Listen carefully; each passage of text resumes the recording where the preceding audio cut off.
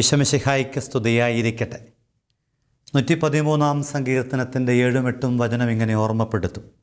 അവിടുന്ന് ദരിദ്രനെ പൊടിയിൽ നിന്ന് ഉയർത്തുന്നു, അഗതിയെ ചാരക്കൂനയിൽ നിന്ന് ഉദ്ധരിക്കുന്നു. ഒരു നിമിഷം പ്രാർത്ഥിക്കാം. ജീവിതത്തിൻ്റെ മറ്റു നിർത്തപ്പെട്ടവരെയും അവഗണിക്കപ്പെട്ടവരെയും ഏറെ കരുതലോടെ ചേർത്ത് പിടിക്കുന്ന വചനത്തിൻ്റെ ഓർമ്മപ്പെടുത്തൽ സ്വീകരിക്കാനും ആവശ്യമായ മാറ്റം കൊണ്ട് ജീവിതത്തെ കൂടുതൽ അനുഗ്രഹദായകമാക്കാനും തമ്പുരാനെ അഭിഷേകം തരണേ. ജീവിതത്തിൽ ഈ വചനം നൽകുന്ന ആത്മീയതയെ ഞങ്ങൾക്കായി വിടർത്തണേ. പരിശുദ്ധാത്മാവേ, ഞങ്ങളിൽ നിറയണേ. പരിശുദ്ധയമ്മേ, ഞങ്ങൾക്ക് വേണ്ടി മാധ്യസ്ഥം വഹിക്കണേ.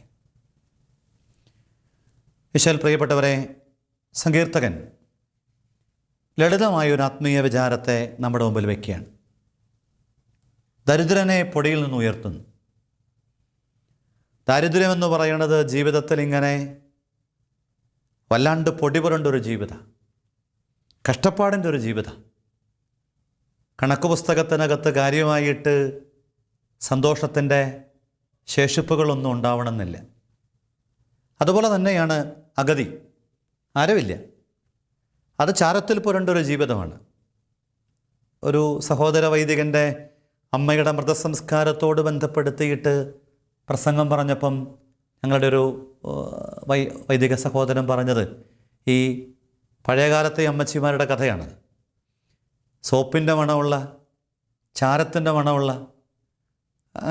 അങ്ങനെയുള്ള തനി നാടൻ സാധനങ്ങളൊക്കെ മണക്കുന്ന ഒരമ്മ ഒരു കുടുംബത്തിൻ്റെ പ്രാരാബ്ദങ്ങളെ മുഴുവനും ഇങ്ങനെ ചുമലിലേറ്റി മക്കളും പങ്കാളിയും കൊച്ചുമക്കളുമൊക്കെ അടങ്ങുന്ന ഒരു വലിയ കൂട്ടത്തിൻ്റെ സകല ഉത്തരവാദിത്തങ്ങളും, പ്രത്യേകിച്ച് പിന്നാമ്പുറത്തിൻ്റെ ഉത്തരവാദിത്തങ്ങൾ, അടുക്കളയും അതിനോട് ചുറ്റിപ്പറ്റിയ ഇടങ്ങളുമൊക്കെ കൈകാര്യം ചെയ്യുന്ന ഒരമ്മയുടെ ചിത്രമാണ്.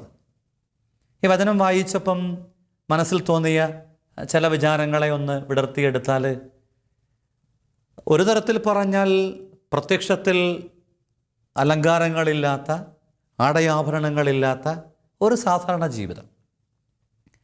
അവിടെയുള്ള ഏക ഉറപ്പെന്ന് പറയുന്നത് ദൈവം അവരെ ഉദ്ധരിക്കുന്നു. അതുകൊണ്ട് തന്നെയാവണം സങ്കീർത്തനം 18:35 മനോഹരമായിട്ടുള്ളൊരു ഓർമ്മപ്പെടുത്തലുണ്ട്. അങ്ങെനിക്ക് രക്ഷയുടെ പരിച നൽകി, അവിടുത്തെ വലതുകൈ എന്നെ താങ്ങി നിർത്തി, അവിടുത്തെ വാത്സല്യം എന്നെ വലിയവനാക്കി.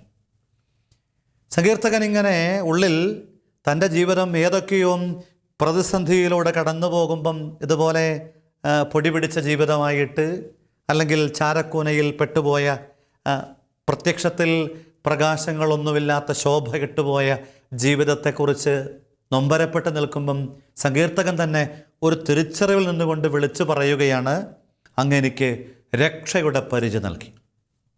എന്നുവെച്ചാൽ ജീവിതത്തിൽ ഞാൻ രക്ഷപ്പെടാനായിട്ട് എന്നെ പിടിച്ചുയർത്താൻ പര്യാപ്തമാകുന്ന ഒരു വലിയ അഭിഷേകം. ചില മനുഷ്യരൊക്കെ അങ്ങനെയാണ്. ഒരു ഒരു തള്ളു കൊടുത്താൽ പിന്നെ അത്ഭുതകരമായിട്ട് അങ്ങ് വളരുകയാണ്. ജീവിതത്തിൽ വലിയ ഔന്നത്യത്തിലെത്തിയ ആളുകളുടെ ചരിത്രമൊക്കെ വായിക്കുമ്പം ഒരു ചെറിയ സ്പാർക്ക് കിട്ടി ജീവിതത്തിൽ. കഴിഞ്ഞ ദിവസം പരിചയമുള്ള ഒരാളെ അനിയൻ അങ്ങനെ കുട്ടിമുട്ടിച്ച് വർത്തമാനം പറയുന്ന കൂട്ടത്തിൽ പറയുകയാണ്, വളരെ ചെറിയൊരു കാര്യത്തിലൂടെ ആ മനുഷ്യൻ ഈ വാട്ടർ ഫിൽറ്ററിനകത്ത് ഉപയോഗിക്കുന്ന ഒരു ഡയോഡ് പോലത്തെ ഒരു സാധനം, എന്താണ് അതിൻ്റെ പേരെന്നൊന്നും എനിക്ക് വ്യക്തമല്ല. അപ്പം അതിങ്ങനെ ഫിൽട്രേഷന് വേണ്ടി ഉപയോഗിക്കുന്ന ഒരു കരിയൊക്കെ ചേർത്തൊരു സാധനത്തിൻ്റെ ഒരു ചെറിയ ബിസിനസ് തുടങ്ങിയൊരു മനുഷ്യൻ പിന്നീട് അങ്ങോട്ട് അതിനെ വിടർത്തിയിട്ട് ഇന്ന് വലിയൊരു സാമ്രാജ്യത്തിൻ്റെ അധിപതി എന്നൊക്കെ വിളിക്കാവുന്ന വിധം വളർന്നിട്ടുണ്ടെങ്കിൽ ഈ രക്ഷയുടെ പരിച എന്നൊക്കെ പറയുന്ന വചനം അവിടെ അന്വർത്ഥമാണ്. ആർക്കും തോന്നാത്തൊരു കാര്യം ചെയ്യാനും അതിനെ വിടർത്തിയെടുത്ത് ജീവിതത്തിൽ പുതുസാധ്യതകളെ കെട്ടിപ്പടുക്കാനും കഴിയുന്ന അനന്തമായിട്ടുള്ള ഒരു തമ്പുരാൻ്റെ കോട്ട പരിച. വാത്സല്യം എന്നെ താങ്ങി നിർത്തിയെന്ന് പറയണേ. അതായത് വെറുതെ ഒരു താങ്ങി നിർത്തലല്ല, അത് സ്നേഹത്തോടു കൂടിയിട്ടുള്ള, കരുണയോടെ, കരുതലോടെ, വാത്സല്യത്തോടു കൂടിയിട്ടുള്ള, വളരെ ഇണങ്ങുന്ന രീതിയിൽ ഏതൊരു മനുഷ്യൻ്റെ ജീവിതത്തിനും ഈ വാത്സല്യമുള്ള കരസ്പർശത്തിന് വല്ലാത്തൊരു സുഖം ഉണ്ടാകും. അതുകൊണ്ടാണ് പറഞ്ഞത്, അവിടുത്തെ വലതുകൈ എന്നെ താങ്ങി നിർത്തി, അവിടുത്തെ വാത്സല്യം എന്നെ വലിയവനാക്കി. ഞാൻ പറഞ്ഞു വന്ന കാര്യം ദരിദ്രൻ്റെ ജീവിതത്തോട് ബന്ധപ്പെടുത്തിയും അഗതിയുടെ ജീവിതത്തോട് ബന്ധപ്പെടുത്തിയുമൊക്കെ ദൈവം കാണിക്കുന്ന അതീവ ശ്രദ്ധ. ഈ ഒരു വചനത്തെ നമ്മളൊന്ന് വിടർത്തി കടന്നു പോകുമ്പം ഒന്നാമത്തെ ഒരു ചിന്തയായിട്ടുള്ളിൽ കുറിക്കേണ്ടത് ദൈവത്തിൻ്റെ കണ്ണിൽപ്പെടുക എന്നുള്ളതാണ്. ലോകത്തിൽ ഒരുപാട് പേര് ദാരിദ്ര്യത്തിലൂടെ അല്ലെങ്കിൽ അനാഥത്വത്തിലൂടെ കടന്നു പോകുന്നുണ്ടെങ്കിലും എല്ലാവരും ആ കണ്ണിൽ പെടുന്നില്ല. അതാണ് അപകടം. ദൈവത്തിൻ്റെ കണ്ണിൽ ഒരു അഗതിയുടെ ജീവിതം പെടണമെങ്കിൽ, ഒരു ദാരിദ്ര്യത്തിൽപ്പെട്ട ഒരുവൻ്റെ ജീവിതം പെടണമെങ്കിൽ അടിസ്ഥാനപരമായിട്ട് ചില യോഗ്യതകളിലൂടെ കടന്നു പോകണം. അത് വചനത്തിൽ നമുക്ക് കൃത്യതയോട് കൂടിയിട്ട് കാണാൻ പറ്റും. ദാവീദിൻ്റെ തെരഞ്ഞെടുപ്പിനോട് ബന്ധപ്പെടുത്തിയിട്ട്, യോസേപ്പ് പിതാവിൻ്റെയും പരിശുദ്ധ അമ്മയുടെയും ജീവിതത്തോടൊക്കെ ബന്ധപ്പെടുത്തിയിട്ട് വായിച്ചു കടന്നു പോകുമ്പം ഈ ലോകത്തിൻ്റെ സാമ്പത്തിക മാനങ്ങളിൽ അവർ മാറ്റി നിർത്തപ്പെട്ടവരായിരുന്നു. എന്നാൽ ദൈവത്തിൻ്റെ കണ്ണിൽ അവർക്ക് വലിയ വലിയ വിലയുണ്ടായിരുന്നു. ഇനി വേറെ ചില ആളുകൾ സാമ്പത്തികമായിട്ടുള്ളവരാണെങ്കിലും ആന്തരിക സംഘർഷത്തിലൂടെ കടന്നു പോകുന്നു. മത്തായി ശ്ലീഹയുടെ വിളി, ചുങ്കം പിരിക്കുന്നവനായ മത്തായി എന്ന് പറയുന്ന വ്യക്തി ദൈവത്തിൻ്റെ വിളി കേട്ട് തമ്പുരാനെ അനുഗമിക്കുന്ന വ്യക്തിയായി മാറുമ്പം നമുക്ക് കാണാൻ പറ്റുന്നൊരു കാര്യം, സമൂഹത്തിലും ദേശത്തും കുടുംബത്തിൽ പോലും ഒരു വിലയില്ലാത്തൊരു മനുഷ്യൻ ശരിക്കും ദാരിദ്ര്യം അനുഭവിക്കുക. അപ്പോൾ ഏതൊരു വ്യക്തിയുടെ വിളിയുടെ പുറകിലും ആ വ്യക്തി അനുഭവിക്കുന്ന ഒരു ദാരിദ്ര്യത്തിൻ്റെ അല്ലെങ്കിൽ ഒരു അനാഥത്വത്തിൻ്റെ നൊമ്പരമുണ്ട്. അവിടെയാണ് തമ്പുരാൻ പറയണത് അവരെ ഇങ്ങനെ തമ്പുരാൻ പിടിച്ചുയർത്തുന്നുവെന്ന്. ഏതൊരു ജീവിതത്തിലും തമ്പുരാൻ്റെ കണ്ണിൽപ്പെടുക എന്നത് പ്രധാനപ്പെട്ടതാണ്. ചില ആളുകളൊക്കെ ദൈവത്തിൻ്റെ കണ്ണിൽപ്പെടാൻ വേണ്ടിയിട്ട് കടന്നു പോകുന്നത് അല്ലെങ്കിൽ അതിനുവേണ്ടി പരിശ്രമിക്കുന്നത് നമ്മൾ ചിന്തിക്കുന്ന വഴിയിലൂടെയല്ല. ഒരു സഹോദരി എന്നോട് പറഞ്ഞത്, ദൈവത്തിൻ്റെ കണ്ണിൽപ്പെടാൻ വേണ്ടിയിട്ട് ഞാനിങ്ങനെ വെറുതെ ഇരിക്കുമ്പോൾ കൊന്ത കിട്ടുകയെന്ന്. അതായത് ഏതെങ്കിലും ഒരു സൽക്കർമ്മത്തിലൂടെ, സ്വർഗം സ്വപ്നം കണ്ട ഒരു പദ്ധതിക്ക് വേണ്ടിയുള്ള സമർപ്പണത്തിലൂടെ, ദൈവികമായൊരു വഴികളോട് ജീവിതത്തെ ചേർത്ത് വെച്ചുകൊണ്ട് ചില ആളുകളൊക്കെ ഇങ്ങനെ വളരെ അത്ഭുതകരമായിട്ട് ദൈവത്തിൻ്റെ കണ്ണിൽപ്പെടുക. ഈ കൃപാസനത്തിൽ പോയി കൃത്യമായിട്ട് ജീവിതത്തിൽ ചില നിലപാടിൻ്റെ വഴിയിലൂടെ ഉടമ്പടിയൊക്കെ എടുത്ത മനുഷ്യർ എന്നെ വല്ലാണ്ട് അത്ഭുതപ്പെടുത്തിയ ഒന്ന് രണ്ട് കാര്യങ്ങൾ. അവർ ദാനധർമ്മങ്ങൾ ചെയ്യണം, പണം കൊണ്ട് മാത്രമല്ല. ചില ശുശ്രൂഷ കൂടാരങ്ങളിലൊക്കെ പോയിട്ട് ആളുകളെ ശുശ്രൂഷിക്കണം. അതിനോട് ബന്ധപ്പെട്ട് എന്നോട് പലരും പങ്കുവച്ചൊരു കാര്യം, ജീവിതത്തിൽ ഇന്നോളം അനുഭവിക്കാത്തൊരു വല്ലാത്ത ആത്മസുഖം, സങ്കല്പാതീതമായിട്ടുള്ളൊരു സന്തോഷത്തിലേക്ക് ദൈവം കൂട്ടിക്കൊണ്ടു പോവുക. അതുണ്ടാക്കുന്ന ഒരു മാറ്റം ഒരു ദേശത്തിനും ഇതുമൂലം ആ വ്യക്തിക്കും. എന്നോട് ഒരിക്കൽ പറഞ്ഞത് ഒരു ആദിവാസി പെൺകുട്ടി, 10-18 വയസ്സേ പ്രായമായിട്ടുള്ളൂ. ഓൾറെഡി അവൾക്ക് 1-2 കുഞ്ഞുങ്ങളുണ്ട്. അപ്പോൾ ഈ ശുശ്രൂഷിക്കാൻ പോയ സഹോദരി എന്നോട് പറഞ്ഞത്, അമ്മയാണോ മോളാണോ എന്ന് പോലും അവളെ കണ്ട സംശയം തോന്നും. എന്നുവെച്ചാൽ ഒരു കുഞ്ഞിന് ജന്മം കൊടുക്കാൻ തക്ക വിധമുള്ള ആരോഗ്യശേഷിയൊന്നുമില്ല. ഉണ്ടായ കുഞ്ഞിന് പാല് കൊടുക്കാൻ തക്ക വിധമുള്ള ശേഷി അമ്മയ്ക്കില്ല. വിശപ്പിൻ്റെ, രോഗത്തിൻ്റെ, ഒരുപാട് സങ്കടത്തിൻ്റെ കഥയൊക്കെ പറഞ്ഞപ്പം ഈ സഹോദരി പറയുക, ജീവിതത്തിൻ്റെ പിന്നാമ്പുറങ്ങളിൽ ഇങ്ങനെയുള്ള ആളുകളുണ്ട് എന്ന് അറിയാനിടയായപ്പം അത്തരം ജീവിതങ്ങളോട് ഈ ഒരു ഉടമ്പടിയുടെ പേരിൽ ഇടപെടുവാനായിട്ട് ഇടവന്നപ്പോഴാണ് ജീവിതത്തിൽ എനിക്കൊരു ബോധ്യം കിട്ടിയത്, ഇങ്ങനെയൊക്കെ ദൈവത്തിൻ്റെ കണ്ണിൽപ്പെടാൻ കഴിയും. അന്നുവരെയും ഇങ്ങനെ അടുക്കളയുടെ വ്യക്തിജീവിതത്തിൻ്റെ പങ്കാളിയുടെ മക്കളുടെ കാര്യത്തിൽ മാത്രം ശ്രദ്ധിച്ച് വളരെ ഒതുങ്ങി ജീവിച്ച ചില ജീവിതങ്ങളൊക്കെ ഇങ്ങനെ ചില ഉപേക്ഷിക്കപ്പെട്ട കൂടാരങ്ങളിലൊക്കെ പോയിട്ട് ആളുകൾക്ക് വേണ്ടി, ഗവൺമെൻറ് ഹോസ്പിറ്റലുകളിലൊക്കെ പോയിട്ട് ഭക്ഷണമുണ്ടാക്കിയും അവർക്ക് വേണ്ട ശുശ്രൂഷകൾ ചെയ്തും, അനാഥ മന്ദിരങ്ങളിൽ പോയിട്ട് അവിടെയുള്ള ആളുകളെ പരിചരിച്ചുമൊക്കെ ദൈവത്തിൻ്റെ കണ്ണിൽപ്പെടുകയാണ്. അവിടെയാണ് അത്ഭുതങ്ങളൊക്കെ നടക്കുന്നത്. ദൈവത്തിൻ്റെ കണ്ണിൽപ്പെടാനായിട്ട് ഓരോ വ്യക്തികളും ഇങ്ങനെ ശ്രദ്ധയോടുകൂടിയിട്ട് കടന്നു പോകുകയാണ്. മോശ എന്ന് പറയുന്ന വ്യക്തനായ മനുഷ്യൻ കൊട്ടാരത്തിനകത്തെ 40 ആണ്ട് ജീവിതത്തിൽ ദൈവത്തിൻ്റെ കണ്ണിൽ പെട്ടില്ല. മരുഭൂമിയിലെ 40 ആണ്ടിൻ്റെ അവസാനത്തിൽ മാത്രമാണ് മോശ ദൈവത്തിൻ്റെ കണ്ണിൽപ്പെടുന്നത്. ബൈബിളിലുടനീളം നമ്മൾ ഇത്തരം ജീവിതങ്ങളെ കണ്ടുമുട്ടുന്നുണ്ട്. ഉപേക്ഷിക്കപ്പെട്ട, അവഗണിക്കപ്പെട്ട ജീവിതങ്ങളെ, പൊടിപിടിച്ച ജീവിതങ്ങളെ, ഈ മറഞ്ഞിരിക്കുന്ന ജീവിതങ്ങളെ കണ്ണിൽപ്പെടാൻ തക്കവിധം സൽപ്രവർത്തികൾ കൊണ്ട് സമ്പന്നമാക്കുന്ന ഒരു കൃപയുടെ വഴിയായി ഈ ആത്മീയ വിചാരത്തിൻ്റെ ഒന്നാമത്തെ ഓർമ്മപ്പെടുത്തൽ. വചനം കൃത്യതയോടുകൂടിയിട്ട് പറയാണ്. കൊരിന്തോസുകാർക്ക് എഴുതിയ ലേഖനത്തിൽ വിശുദ്ധ പൗലോസ് പറയും, 1-ാം അധ്യായം 26, 27, 28 വചനത്തിൽ ഇങ്ങനെ പറയാണ്, സഹോദരരെ, നിങ്ങൾക്ക് ലഭിച്ചിരിക്കുന്ന ദൈവവിളിയെപ്പറ്റി തന്നെ ചിന്തിക്കണം. വീണ്ടും പൗലോസ് പറയാണ്, ലൗകിക മാനദണ്ഡം അനുസരിച്ച് നിങ്ങളിൽ ബുദ്ധിമാന്മാർ അധികമില്ല.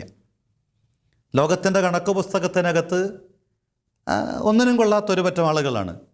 ശക്തരും കുലീനരും അധികമില്ല. എങ്കിലും വിജ്ഞാനികളെ ലജ്ജിപ്പിക്കാൻ വേണ്ടി ലോകദൃഷ്ടിയിൽ ഭോഷന്മാരായവരെ ദൈവം തിരഞ്ഞെടുത്തു. ഭോഷന്മാരെന്നൊക്കെ പറയുമ്പം ബുദ്ധിയില്ലാത്തവരെന്നൊന്നും അർത്ഥമാക്കേണ്ടതില്ല. ലോകത്തിൻ്റെ ദൃഷ്ടിയിൽ വലിയ കഴിവുള്ളവരെന്നൊന്നും പറയാനാവില്ല. ഈ പിന്നാമ്പുറത്ത് പണിയെടുക്കുന്ന ഇത്തരം ശുശ്രൂഷകളിലൊക്കെ വ്യാപരിക്കുന്നവരെക്കുറിച്ച് ആളുകളൊക്കെ ഒരുപക്ഷെ പുച്ഛത്തോടെയൊക്കെ സംസാരിക്കുന്നുണ്ടാവും. വീണ്ടും വചനം പറയാണ്, ശക്തന്മാരായവരെ ലജ്ജിപ്പിക്കാൻ ലോകദൃഷ്ടിയിൽ അശക്തമായവയെ, നിലവിലുള്ളവയെ നശിപ്പിക്കാൻ വേണ്ടി ലോകദൃഷ്ടിയിൽ നിസാരങ്ങളായവയെ, അവഗണിക്കപ്പെട്ട അവയെല്ലാം നശിപ്പിക്കാൻ, ഇല്ലായ്മ ചെയ്യാൻ ദൈവം തിരഞ്ഞെടുത്തു. എന്ന് വെച്ചാൽ ലോകമുണ്ടാക്കിയ ഒരു പ്രയോറിറ്റിയുടെ ക്രമത്തെ ദൈവം അങ്ങ് തകിടം മറിക്കുകയാണ്.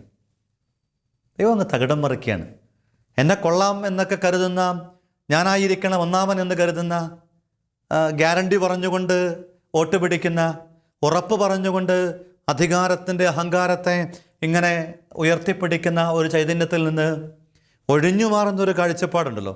അത് ജോൺ പോൾ ഒന്നാമൻ മാർപ്പാപ്പയെക്കുറിച്ച് പറഞ്ഞു കേട്ടു. സുന്ദരമാണ്. മാർപ്പാപ്പയായിട്ട് തിരഞ്ഞെടുക്കപ്പെടാൻ തുടങ്ങുമ്പം വലിയ സങ്കടത്തോടു കൂടിയിട്ട് ഉത്തരവാദിത്വം ഏറ്റെടുക്കുകയാണ്. എന്നെക്കൊണ്ടാവില്ല എന്ന് ആവർത്തിച്ച് പറയാണ്. ആ കൂട്ടത്തിനിടയിൽ മാത്രമല്ല, മാർപ്പാപ്പയായി തിരഞ്ഞെടുക്കപ്പെട്ടതിന് ശേഷം തൻ്റെ ആദ്യത്തെ ആശീർവാദം കൊടുക്കാനുള്ള പോക്കിനിടയിലും മാർപ്പാപ്പ ആദ്യമേ ഇങ്ങനെ അകക്കാമ്പിൽ നിറഞ്ഞു നിന്നിരുന്നൊരു കാര്യം വിളിച്ചു പറയാണ്, എന്നെക്കൊണ്ടാവില്ല എന്ന് വെച്ചാൽ തൻ്റെ ഈ കുറവുകളെ, അയോഗ്യതകളെ വിളിച്ചു പറയാൻ തക്ക വിധമുള്ള ആ ഒരു എളിമയുടെ മനസ്സ്. എന്നാൽ അത് ദൈവത്തിൻ്റെ കണ്ണിൽ പെടുന്നൊരു പണിയാണ്.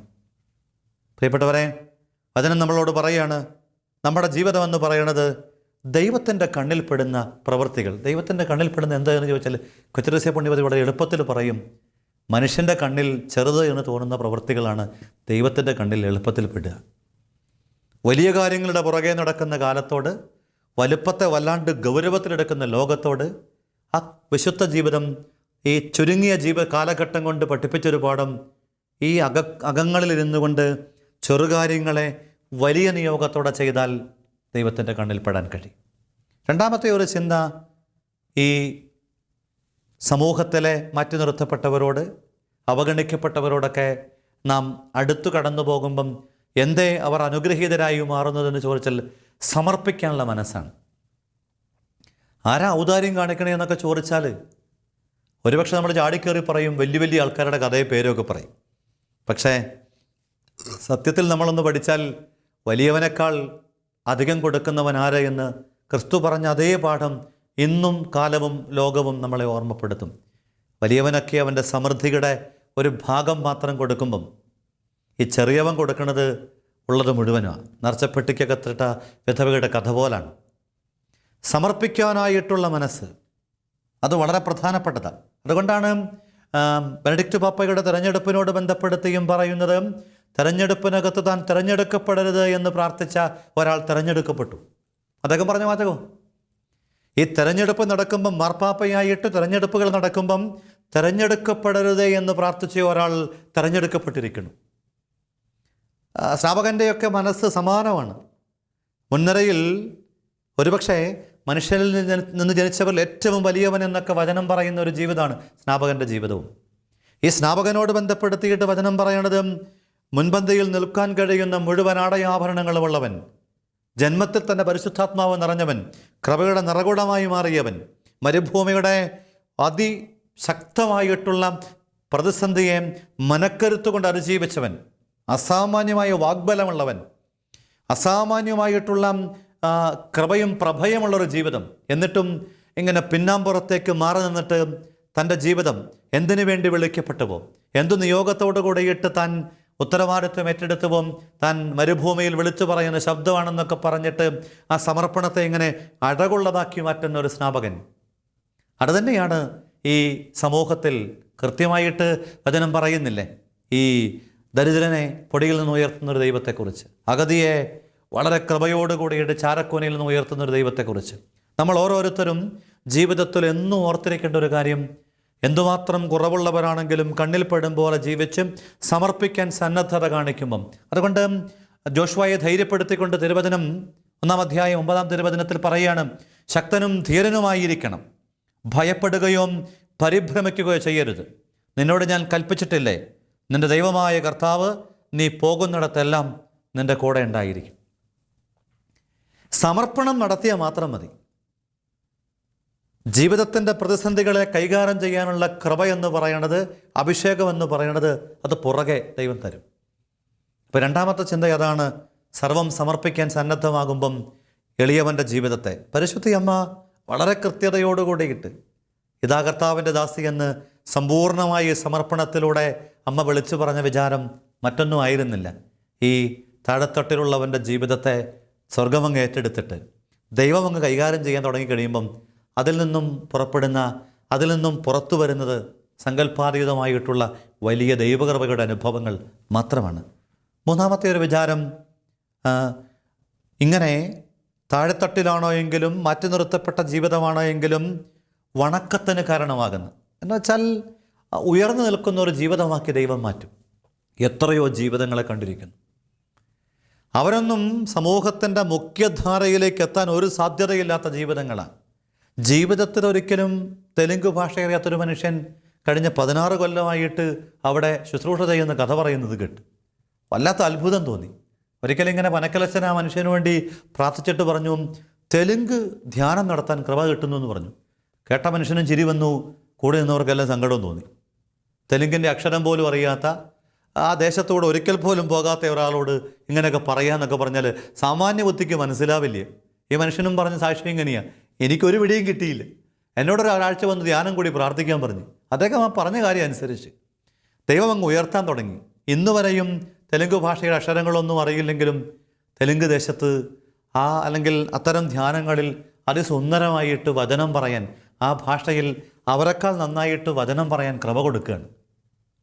അപ്പോൾ ദൈവം സമർപ്പണം നടത്തിയവനെ എടുത്തുയർത്താൻ വേണ്ടി തീരുമാനമെടുക്കും. അവൻ്റെ അകം കണ്ടു കഴിയുമ്പം, അവൻ്റെ ആ ജീവിതത്തിൻ്റെ സവിശേഷതകൾ കണ്ടു കഴിയുമ്പം തമ്പുരാന് പിന്നെ അവന് ഉപേക്ഷിക്കാൻ പറ്റില്ല. മനോഹരമായിട്ട് നെപ്പോളിയനോട് ബന്ധപ്പെട്ട ഒരു കുറിപ്പ് വായിച്ചു. അതിങ്ങനെയാണ്, നെപ്പോളിയൻ ഇങ്ങനെ മുറിവേറ്റ പട്ടാൾക്കാരുടെ ഇടയിലൂടെ നടന്നു പോവുകയാണ്. അപ്പോൾ അവിടെ ഒരു ഡോക്ടർ വല്ലാണ്ട് മുറിവേറ്റ ഒരു മനുഷ്യനെ ഇങ്ങനെ അനസ്തേഷ്യ ഒന്നും കൊടുക്കാണ്ട് അവൻ്റെ മുറിവുകളെ വെച്ച് കെട്ടുകയും വെടിയുണ്ട എടുത്തു മാറ്റുകയൊക്കെ ചെയ്തുകൊണ്ടിരിക്കുകയാണ്. അപ്പോൾ ഇങ്ങനെ ചികിത്സ കഴിഞ്ഞത് മാറ്റുമ്പം അദ്ദേഹം ഇങ്ങനെ വർത്തമാനം പറയുന്ന കൂട്ടത്തിൽ പറയുന്നത് നെപ്പോളിയൻ കേൾക്കാനിടയായി എന്നാണ് പറയുന്നത്. ഇനിയും ആഴത്തിലേക്ക് ചകഞ്ഞു പോയാൽ എൻ്റെ ഉള്ളിൽ നെപ്പോളിയനെ കാണാൻ പറ്റും. എന്നുവെച്ചാൽ പട്ടാളക്കാരൻ്റെ ഉള്ളിൽ ഇങ്ങനെ ആ ഒരു ജീവിതത്തോട്, ദേശത്തോട്, ദേശത്തിൻ്റെ അധികാരിയോടൊക്കെ ഉണ്ടായിരിക്കുന്ന അധമ്യമായിട്ടുള്ളൊരു ആത്മബന്ധം കൊണ്ട് അവൻ്റെ ഉള്ളിൽ നന്നായിട്ട് ചകഞ്ഞു പോയാൽ ഈ നെപ്പോളിയൻ്റെ ചിത്രം അല്ലെങ്കിൽ നെപ്പോളിയൻ്റെ പ്രതിബിംബം കാണാൻ പറ്റും. സമർപ്പണം നടത്തി അവിടുത്തെ കണ്ണിൽപ്പെട്ട് ഇങ്ങനെ കൃപയോടുകൂടിയിട്ടൊരു വ്യക്തി ജീവിക്കാൻ തീരുമാനിക്കുമ്പം അവൻ ഏതവസ്ഥയിലാണോ എങ്കിലും ഉയർത്തുന്നവനായ തമ്പുരാൻ ഉയർത്തിപ്പിടിച്ചിട്ട് പറയും, ഇതൊരു അസാമാന്യമായ കൃപയുടെ മനുഷ്യനാണെന്ന്. എനിക്കും നിങ്ങൾക്കും നൽകുന്ന ഓർമ്മപ്പെടുത്തൽ, നമ്മൾ ഏതവസ്ഥയിലും ആയിക്കോട്ടെ, രോഗാവസ്ഥയിലാകാം, ദുരിതങ്ങളിലൂടെ കടന്നു പോകുന്നുണ്ടാവാം, ഇന്ന് പ്രതീക്ഷയ്ക്ക് വകയില്ലാത്തൊരു സങ്കടകാലത്തിൻ്റെ അനുഭവങ്ങളിലൂടെ ആവാം. ഒരു കാര്യം തമ്പുരാൻ്റെ വചനം പറയാണ്, തമ്പുരാൻ നമ്മളെ ഉയർത്താൻ തക്ക വിധം അവിടുത്തെ കണ്ണിൽപ്പെടാനും സമർപ്പണം കൊണ്ട് അവിടുന്ന് ആഗ്രഹിക്കുന്ന വിധം നന്നായിട്ടൊന്ന് ജീവിക്കാനും ഉയർത്താൻ തക്ക വിധമുള്ള ആ ഉൾക്കാമ്പിലെ ഒരു ബന്ധം, ഒരു ചൈതന്യം ഒന്ന് രൂപപ്പെടുത്താൻ നമുക്ക് പറ്റും. പത്രോസ്ലീഹായുടെ ലേഖനം 1 പത്രോസ് 3:15 വചനം ഇങ്ങനെ പറയാണ്, ക്രിസ്തുവിനെ കർത്താവായി ഹൃദയത്തിൽ പൂജിക്കുവിൻ. ഇതിങ്ങനെ ചുമ്മാ വാക്കുകൊണ്ട് പറഞ്ഞാൽ പറ്റില്ല. അതുകൊണ്ടാണ് ഈശോ കൃത്യമായിട്ട് പറഞ്ഞേ, ഈ ജനമധനം കൊണ്ട് എന്നെ ബഹുമാനിക്കുന്നു, ഹൃദയമേറെ ദൂരെയാണ്. വാക്കുകൊണ്ടിങ്ങനെ സുഖം നൽകുന്ന അല്ലെങ്കിൽ തൃപ്തിപ്പെടുത്തുന്ന പല കാര്യങ്ങളും ചെയ്യാൻ നമുക്കാവുമെങ്കിലും സത്യത്തിലുള്ളിൽ തമ്പുരാനെ പേറാൻ, അങ്ങനെ പേറുന്നവരെയാണ് ഈ വചനത്തിലൂടെ തമ്പുരാൻ ലക്ഷ്യം വെച്ചിരിക്കുന്നത്. മറ്റൊന്നുമല്ല, അവൻ ദാരിദ്ര്യമെന്ന് പറയണത്, അനാഥത്വം എന്ന് പറയണത്, നൊമ്പരം എന്ന് പറയണത്, അത്തരം ജീവിതങ്ങൾക്കൊക്കെ ദൈവം കൊടുക്കുന്ന അസാമാന്യമായ സാധ്യത. നമ്മൾ ഓരോരുത്തരും ഇന്ന് ഈ വചനം കേൾക്കുമ്പം, ഇത് കേൾക്കുന്ന ഓരോരുത്തരും ചിന്തിക്കേണ്ടതും ചോദിക്കേണ്ടതുമായ ഒരു കാര്യം, ലോകത്തിൻ്റെ കണക്ക് പുസ്തകത്തിനകത്ത് നമ്മൾ ദാരിദ്ര്യത്തിലും അല്ലെങ്കിൽ അവഗണിക്കപ്പെട്ട അനുഭവത്തിലും നൊമ്പരപ്പെട്ട ഭാവങ്ങളിലുമൊക്കെ കഴിയുമ്പോഴും ഈ ഒരു മനോഭാവത്തിലേക്കൊന്ന് മാറ്റാൻ പറ്റുമോ? നമുക്ക് പറ്റിയിരിക്കുന്ന പ്രശ്നം ഇങ്ങനെ ഒരു പരാതി പറഞ്ഞ് പരിഭവങ്ങൾ പറഞ്ഞ് ഒന്നുമില്ലേ, എന്നെ ഒന്നിനും കൊള്ളുകയില്ലേ, ഞാനെന്തൊരു ജീവിതമാണ്, എന്തൊരു കഷ്ടപ്പാടാണ്, ഇങ്ങനെ ഈ പരാതികൾ പരിഭവങ്ങൾ പറഞ്ഞ് ദൈവമൊരുക്കുന്ന കൃപകളുടെ സാധ്യതകളെ, ജോബിൻ്റെ ജീവിത പങ്കാളിയെക്കുറിച്ച് ജോബിൻ്റെ പുസ്തകത്തിൽ നമ്മൾ വായിക്കുന്നില്ലേ? ജോബ് എന്ന് പറയുന്ന മനുഷ്യൻ വളരെ വിശ്വസ്തയോട് കൂടിയിട്ട് തൻ്റെ മാത്രമല്ല തലമുറയുടെ പാപങ്ങൾക്ക് വേണ്ടി കൂടെ നാം അധ്യായം വളരെ കൃത്യതയോടുകൂടി പഠിപ്പിക്കുക. ആഘോഷത്തിൻ്റെ പിറ്റേന്ന് ജോബും ദൈവത്തിൻ്റെ സന്നിധിയിൽ പോയി മക്കൾ ഏതെങ്കിലും പാപത്തിൻ്റെ വഴിയിലൂടെ ഉത്സവത്തിൻ്റെ ലഹരിയിൽ വഴിമാറിയെങ്കിൽ അതിനുവേണ്ടി കൂടെ പരിഹാര ബലിയർപ്പിച്ച് പ്രാർത്ഥിച്ച് അങ്ങനെ ദൈവത്തിൽ നിന്നും അകലാനുള്ള മുഴുവൻ സാധ്യതകളും കൃത്യമായിട്ട് അടച്ചിട്ട് ദൈവത്തോട് ചേർന്ന് നിൽക്കാൻ വേണ്ട മുഴുവൻ വഴികളും ഉപയോഗപ്പെടുത്തിയിട്ട് അങ്ങനെ നിറവിൽ ജീവിക്കുന്നൊരു മനുഷ്യൻ, അഭിഷേകത്തിൽ ജീവിക്കുന്നൊരു മനുഷ്യൻ, തമ്പുരാൻ്റെ കണ്ണിൽപ്പെട്ട് തമ്പുരാൻ്റെ സമർപ്പണ വഴികളിൽ മാത്രം ചേർന്ന് ഈ ചങ്കിലിങ്ങനെ തുളച്ചു കയറുമ്പം തമ്പുരാനുണ്ടെന്ന് ആർക്കും മനസ്സിലാകത്തക്ക വിധം ജീവിക്കുന്നൊരു മനുഷ്യൻ പരീക്ഷണഘട്ടത്തിലൂടെ കടന്നു പോവുകയാണ്. ആദ്യം ഭൗതികമായത് എന്നുവെച്ചാൽ സമ്പത്ത്, അതിനോട് ബന്ധപ്പെട്ടത്, പിന്നെ വളരെ പ്രിയപ്പെട്ടത് മക്കൾ, അങ്ങനത്തെ കാര്യങ്ങൾ. മൂന്നാമത്തെ ഘട്ടം എന്ന് പറഞ്ഞത് തൻ്റെ തന്നെ ശരീരം കടന്നു പോകുന്ന പീഡനം. ഇതിലൂടെയൊക്കെ കടന്നു പോകുമ്പോഴും ദൈവം തന്നു, ദൈവമെടുത്തും, ദൈവനാമം മഹത്വപ്പെടട്ടെ എന്നൊക്കെ പറയാൻ കരുത്തുള്ളൊരു മനുഷ്യൻ്റെ മുമ്പിൽ ഒരു ജീവിത പങ്കാളി ഇങ്ങനെ തികച്ചും മാറി നിന്നുകൊണ്ട് ദൈവത്തെ തള്ളിപ്പറഞ്ഞ് പോയി മരിച്ചുകൂടെ എന്നൊക്കെ ചോദിക്കുമ്പോഴും ഒട്ടും വ്യത്യാസപ്പെടാതെ ഈ ജീവിതത്തിൽ ദൈവത്തിൻ്റെ പക്ഷത്ത് നിൽക്കുന്നവനോട്, അഗതിയെ സംരക്ഷിക്കുന്ന, ദരിദ്രനെ പരിപാലിക്കുന്ന, കണ്ണിൽപ്പെടാൻ തക്ക വിധം ജീവിക്കുന്നവനെ കൃഷ്ണമണി പോലെ കാക്കുന്നൊരു ദൈവത്തിൻ്റെ ഓർമ്മകളുമായിട്ട് ഒരു മനുഷ്യൻ വിളിച്ചു പറയാണ്. അതാണ് ജോബിൻ്റെ പുസ്തകം 42 എത്തുമ്പം ദൈവത്തിനൊന്നും അസാധ്യമല്ല, അവിടുത്തെ പദ്ധതികൾ തടയാനാവില്ല. നമുക്കും ഈ ആത്മീയ വിചാരത്തിൻ്റെ വഴിയിലൂടെ നമ്മെ ഒന്ന് കടത്തിവിടാം. ഹൃദയപൂർവ്വം നമുക്ക് ചോദിക്കാം, എൻ്റെ പൊന്നു തമ്പുരാനെ, നിൻ്റെ കണ്ണിൽ പെടാൻ തക്ക വിധം, സമർപ്പണം കൊണ്ട് നിന്നെ ഉണർത്താൻ തക്ക വിധം, ഉള്ളിലിങ്ങനെ ആഴങ്ങളിലേക്ക് അന്വേഷിച്ചെത്തുമ്പം നിന്നെ കണ്ടുമുട്ടാൻ തക്ക വിധം എനിക്ക് ജീവിക്കാൻ പറ്റുന്നുണ്ടോ? അങ്ങനെയെങ്കിൽ ഞാൻ അഗതിയായാലും ഞാൻ ജീവിതത്തിൽ ദാരിദ്ര്യത്തിലായാലും എനിക്ക് എൻ്റെ ജീവിതം നിൻ്റെ മുമ്പിൽ അനുഗ്രഹമാക്കാൻ കഴിയും. കൃപയ്ക്ക് വേണ്ടി പ്രാർത്ഥിക്കാം. ഈശോയെ, ഞങ്ങൾ ഓരോരുത്തരും ഈ അനുഗ്രഹീതമായ വചനവഴിയിലൂടെ കടന്ന് കൃപയെ, നീ നൽകുന്ന പരിഗണനയെ, പരിപാലനയെ അതിനെ ഓർമ്മപ്പെടുത്തും പോലെ ദരിദ്രനെ പൊടിയിൽ നിന്ന്, പൊടി പിടിച്ച ജീവിതത്തെ തമ്പുരാൻ അലങ്കാരമുള്ള, അനുഗ്രഹമുള്ള ജീവിതമാക്കി മാറ്റും. അഗതിയെ, ആരോരുമില്ലാത്തവനെ അവൻ്റെ ജീവിതത്തിൻ്റെ ആ സങ്കടകരമായ ചാരക്കൂനയിൽ നിന്ന് സംരക്ഷിക്കും. ഇതുറപ്പാ. കാണാനും സമർപ്പണത്തിലൂടെ നിന്നെ അറിയാനും ഉള്ളിൽ നിൻ്റെ ചൈതന്യം പേറാനും ഞങ്ങളെ ശക്തിപ്പെടുത്തണമേ. ഈശോ മിശിഹായ്ക്ക് സ്തുതിയായിരിക്കട്ടെ.